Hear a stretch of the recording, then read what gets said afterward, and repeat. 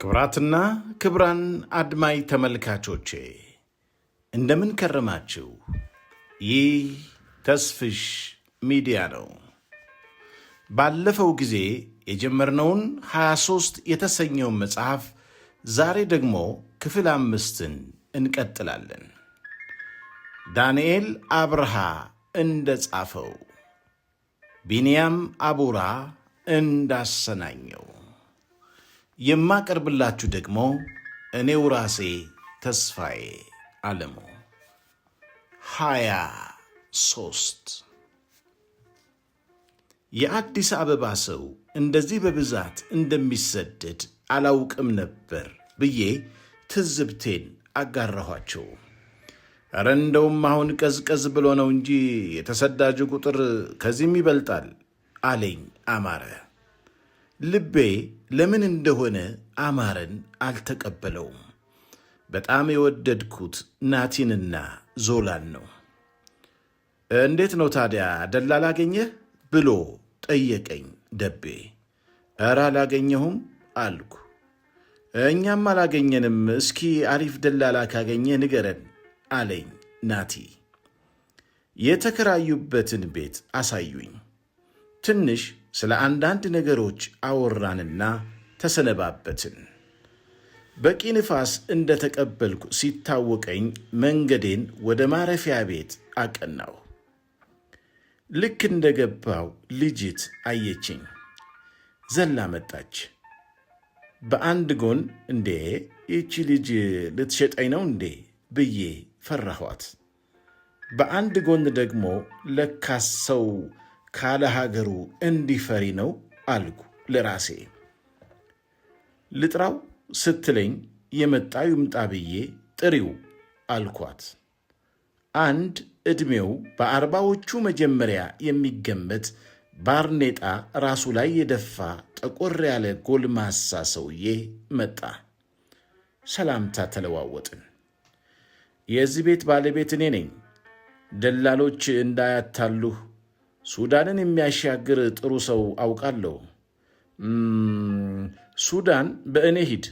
የአዲስ አበባ ሰዎች እንደመጡ እናውቃለን እና ለማንም እንዳትናገር።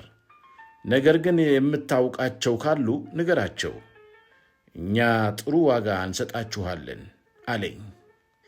ሀገሩ እንዳለ ደላላ መሆኑ ተገለጠልኝ። አብዛኛው በዚህ ሥራ እንደሚተዳደር ገባኝ። በሰዎች ዝውውር ነው የነዋሪው ኢኮኖሚ የተደገፈው ማለት ይቻላል። ለአንድ ሰው የማስከፍለው 10,000 ብር ነው። በዛ ካላችሁ ደግሞ 9,000 ብር አደርግላችኋለሁ አለኝ። ተስማማው። ተነስቼ ወጣሁ። 4ቱ የጨርቆስ ልጆች የተከራዩበት ቤት ስገባ ቤቱ በሌሎች የጨርቆስ ልጆችም ተጨናንቆ ጠበቀኝ። 9 የጨርቆስ ልጆች በዚያች አንድ ቤት ውስጥ ታጉረው እያወሩ ነው። እስከ ገላባት ድረስ በ9,500 ብር እናደርሳችኋለን ተብለው ስለነበር በዚህ ጉዳይ ላይ እያወሩ ደረሱ። የእኔን ነገርኳቸው። ስላገኘሁት ደላላ ነገርኳቸው። እስኪ ለክፉም ለደጉም እናጣራና እንወስናለን አሉ። እኔ ደቤ፣ ዞላና ማረ ሆነን ወደ እኔ ደላላ ጋር ተያይዘን ሄድን።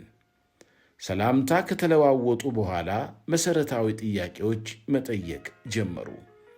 በመሃል አማረ ስለ ገለባት አነሳ። እኛ እኮ እስከ ገለባት ድረስ በ9,500 ብር የሚያደርሰን ሰው አግኝተናል፣ አንተ በስንት ትወስደናለህ አለው። ሰውየው ከትከት ብሎ ሳቀ። እስከ ገላባት በ9,500 ብር? ገላባት እኮ ከዚህ በእግር ግፋ ቢል የ10-15 ደቂቃ መንገድ ቢሆን ነው። እና በየደቂቃ 1,000 ብር መክፈል የምትፈልገው አለና ሳያቋርጥ ሳቀ። ሁላችንም ደነገጥን። ዞላ ሳቋ መለጠው። ከዚህ ከባድ ሽወዳ ስላዳንኳቸው ደቤ እንደ አዳኝ አየኝ። የኔን ደላላ በቀላሉ አመኑት። የኔ ደላላ ከምን አይነት ሰው ጋር እንደተነጋገሩ ጠየቃቸው። በምልክት አስረድተውት ሳይጨርሱ እነማን እንደሆኑ ገባው። ተስማምተውና ተዋውለው መምጣታቸው ግን አስደነገጠው። ሰውየው እነዛን ደላሎች ስለሚያውቃቸው ጨነቀው። ለራሳችሁ ብቻ ሳይሆን ለእኔም ችግር ነው ያመጣችሁብኝ። ሊሸውዷችሁ የነበረውን ትብታብ እኔ እንደበጠስኩ ቢያውቁ ይጣሉኛል። በራሳችሁ መንገድ ትተነዋል ብላችሁ ንገሯቸው። ይሄ እንደ መሐል አገር አይምሰላችሁ። አሁን ይሄንን ነገር እኔ እንደነገርኳችሁ ካወቁ ይገድሉኛል። ለእናንተም ጥሩ አይሆንም። ስለዚህ በዘዴ እና በመላ ነው ከዚህ ማምለጥ የምትችሉት እና አንዴ ከእነሱ ጋር ከተስማማችሁ በዛ ሂዱ፣ እኔ አልገባበትም አላቸው። ወጥተው ሄዱ። እኔም መጣው ብዬ ወጣሁ። አይገርምም? ሊበሉን ነበር አለ ደቤ። ደግሞ እኮ እስከ ሱዳን ነው ወይ ብለን ስንጠይቅ አዎ ማለታቸው ነው የሚገርመው። ወይኔ በልተውን ነበር አለ አማረ። ዞላም የራሱን ትዝብት ወረወረ። ከኔ ማረፊያ ትንሽ ፈቀቅ ብለን ስለ ጉዞአችን እያነሳን ብዙ አወራን። አንድ የተረዳሁት ትልቅ ነገር ቢኖር እነርሱ ስለ መንገዱ ጠርቀም ያለ መረጃ እንዳላቸው ነው። ግን ግራ ተጋብተዋል። በጣም ደፋሮች መሆናቸውንም ተገነዘብኩ። ለወትሮም በጣም ፈሪ ብሆንም አሁን ግን ለየልኝ። ይበልጥ የፍርሃት ስሜት ተሰማኝ። በመካከል አማረ ሐሳብ አንስቶ መጠነኛ ክርክር ቀመስ ውይይት አደረግን። አንዱ ቤት ገብተን እንጠይቅ አለ አማረ። ኧረ እንያዛለን ስል የአማረን ሐሳብን ተቃወምኩ። ሌሎቹ ግን በአማረ ሐሳብ ተስማሙ። ደቤና አማረ አንድ ቤት ዘው ብለው ገቡ። ዞላም ተከተላቸው። እኔም ከማን አንሼ በረባሶ ብዬ ቀስ ብዬ አንዱ ቤት ገባሁ። ለመመሳሰል ብዬ ሻይ አዘዝኩ። በኦሮምኛ ሲያወሩ ሰማሁ። ኢጆሌ ጫንጮ ኦሮምኛ መቻሌን አመሰገንኩ። የሻይ ቤቱ አስተናጋጅ የራሱ ሻይ ቤት ይመስላል። ዕድሜው ወደ 30ዎቹ አጋማሽ አካባቢ የሚገመት ጎልማሳ ወጣት ነው። ፊቱ የገራገር ነው። መንፈሴ አመነው። እንድጠይቀው መንፈሴ ገፋፋኝ። ልክ ሻይ ሊቀዳልኝ ጎንበስ ሲል እንደምንም ተበረታትቼ በኦሮምኛ አወራሁት። አዲስ እንደሆንኩና ወደ ሱዳን ልሻገር እንደምንፈልግ ስነግረው በዐይኑ ጠቀሰኝ። ግራ ቀኙን አማተርና የእርግጠኝነት ስሜት ሲሰማው ቀስ ብሎ በለሆሳስ ጓሮ እንድጠብቀው አሳውቀኝ። ሂሳቤን ከፍዬ ወደ ውጭ ወጣሁ። እሱም ቀስ ብሎ መጣ። ወደ አንድ ጥግ ወስዶኝ አወራኝ። እኔ ልክሃለሁ፣ ግን አብሮ የሚሄድ ሌላ ሰው አለ ብሎ ጠየቀኝ በአማርኛ። ማለት ብቻህን አይደለህም አይደል? አዎ 10 እንሆናለን። በቃ እኔ ልካችኋለሁ። ገበያው የታወቀ ነው። ብዙ ከሆናችሁ ግን እቀንሳለሁ አለኝ።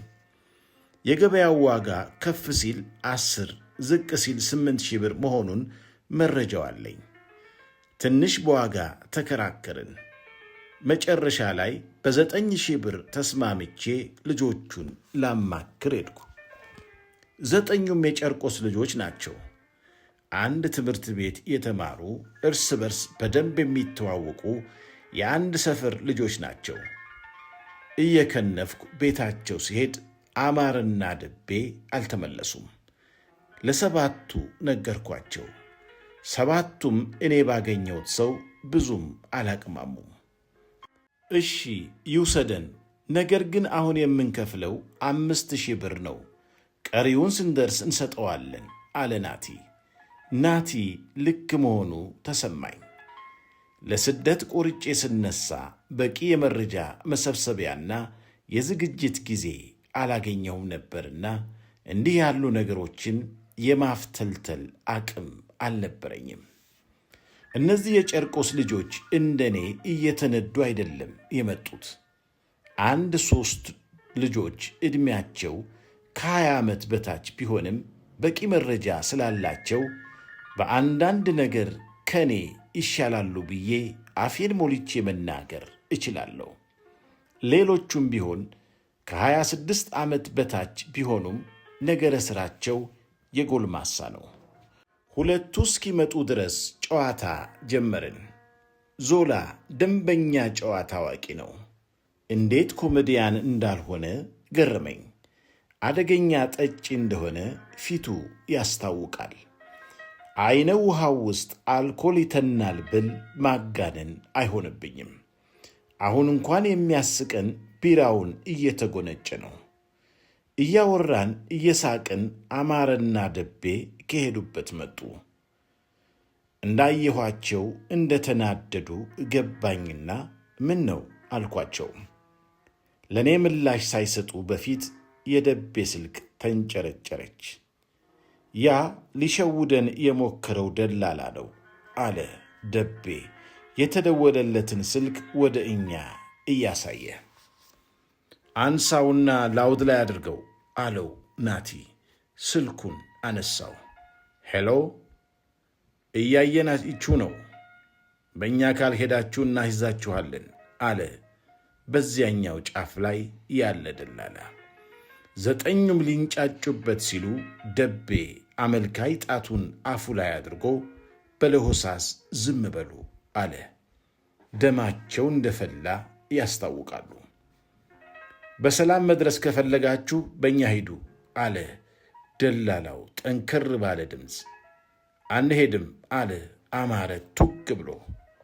በቃ አፋቸውን ማስያዣ ለሻይ እንስጣቸው አለ ሌላኛው የጨርቆስ ልጅ ድምፁን ቀንሶ። ሳንናገር ለምን አንሄድም ሲል ሌላኛው ተናገረ። ይቅርታ ወንድሜ፣ የሐሳብ ለውጥ አድርገናል ብሎ ደቤ ጥሪውን አቋርጠው ስልኩን ዘግቶ ወደ ኪሱ ከተተው።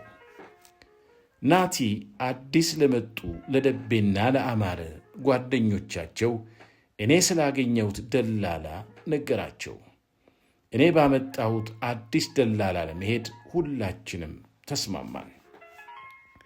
የእኔን ሰውዬ ለማግኘት ለ3 ሆነን ወጣን። እኔ፣ ደቤና አማረ። አማረ ትንሽ ፈጠን ፈጠን ስለሚል ቀዥቃዣነቱን አልወደድኩለትም። ወደ ሻይ ቤቱ ስንገባ አየን እና የሚያስተናግደን አስመስሎ ጓሮ ጠብቁኝ ብሎ ወደ ሌሎቹ ሄደ። ቀደም ብዬ ወደ ጓሮ ሄድኩ። ደቤና አማረም ተከተሉኝ። ብዙም ሳንጠብቀው ጓሮ መጣ። የምንፈልገውን ነገር፣ ብዛታችንን፣ መክፈል የምንችለውን አቅም እንዲሁም ሌሎች ሐሳባችን በደንብ አስረዳ ነው። አማረ ግን 2-3 ጊዜ በመሃል እየገባ አንድ ሰው በነፃ መውሰድ አለባችሁ የሚል ነገር ደጋግሞ እያነሳ በመጠኑ ሰውየውን ረበሸ።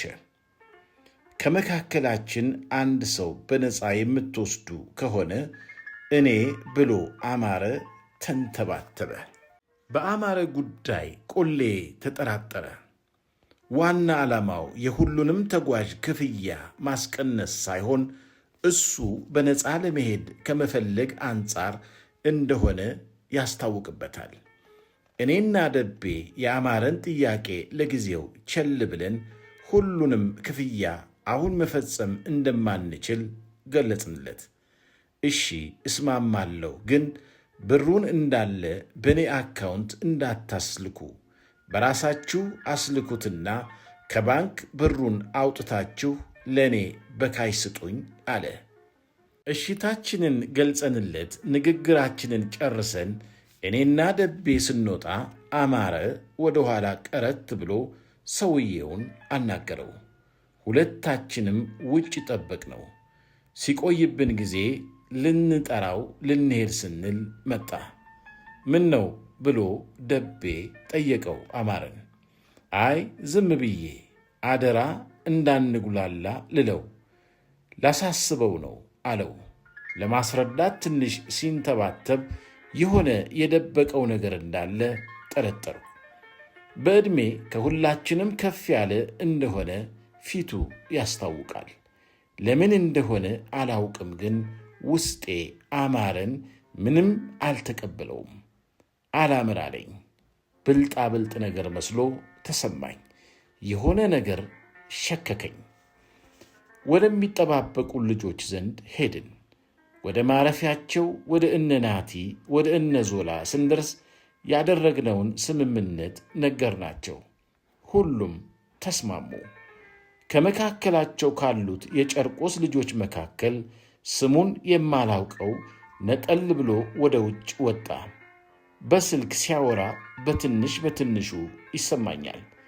ጆሮዬን ጣል አድርጌ ለመስማት ሞከርኩ። ከቤተሰቡ ጋር ስለ ብር እያወራ መሆኑ ገባኝ። ወደ ማረፊያ መሄድ እንዳለብኝ ነግሬያቸው ከክፍላቸው ወጣው። ውጭ ወጥቶ ስልክ የሚያወራው ልጅ በቃ ያለሽን ላኪልኝ ሲል አደመጥኩ። እንዳልሰማሁኜ ወጥቼ ሄድኩ። ስልኬን ልከፍት እየተጣደፍኩ ወደ ማረፊያ በፍጥነት አቀናሁ። እንደ ደረስኩ መጀመሪያ ላይ ያናገርኩት የቤቱ ጌታ መጣ። ልጆቹ እንዴት ሆኑ አለኝ። ከሌላ ደላላ ጋር ተስማምተዋል አልኩት። ጥሩ አደረጉ። አንተስ? እኔም ከእነርሱ ጋር ብሄድ ሳይሻል አይቀርም አልኩት። እምብዛም አልተጫነኝም። ውሳኔን አክብሮ ሄደ። ተጣድፌ ስልኬን ከፈትኩ። ከመክፈቴ ተደወለ። ጓደኛዬ ነው የደወለው። ገና ሄሎ እንዳልኩት በጥያቄ አጣደፈኝ። አንተ ከይሲ ስልክን ዘግተ የት አባ ጠፍተ ነው? ክፍለ ሀገር ሄጄ ነው አልኩት በደፈናው። ቤዛ ራሱ ፈልጋ እኔ ጋር ደውላ ነበር ሲለኝ ክው አልኩ።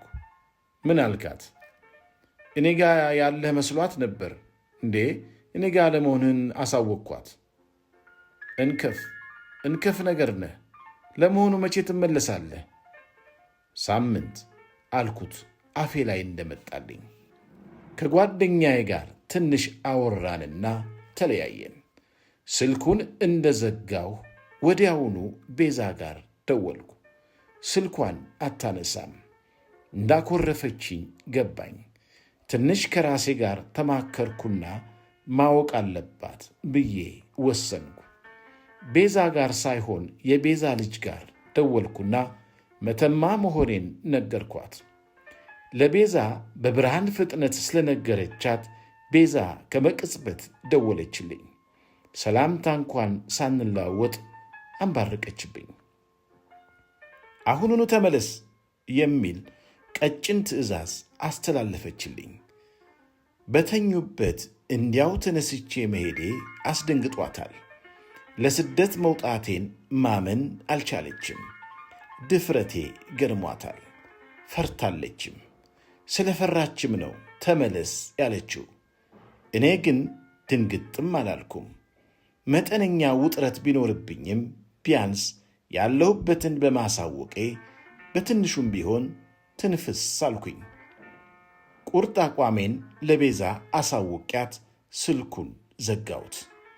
በረጅሙ ተነፈስኩና ከተቀመጥኩበት ተነስቼ ትንሽ ጎርደድ አልኩ።